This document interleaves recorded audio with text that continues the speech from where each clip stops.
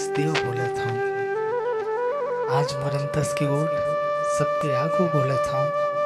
हाँ हाँ, मैं वही हंसदेव बोलत हूँ।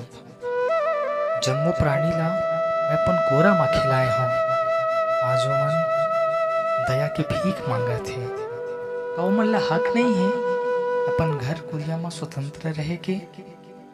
अरे वो मन मुँह खेता का होइस, उनकर मन के भेद मैं खोलत हूँ। हाँ हाँ, मैं वही अभागा हंसदेव बोलत हूँ। अरे मैं तो अबोध रहे हूँ, महतारी के कोरा माँ हंसत खेलत बढ़े हूँ। लोगन के मुँह ले सुने हूँ मैं उनला जीवन दे बर एक गोड़ में खड़े हूँ। अरे का ऐसन गोठ हो गए जिन पैसा संग मोला तोलत हो? मोर सवाल के जवाब दो। हाँ, मैं वही हंसदेव बोलत हूँ।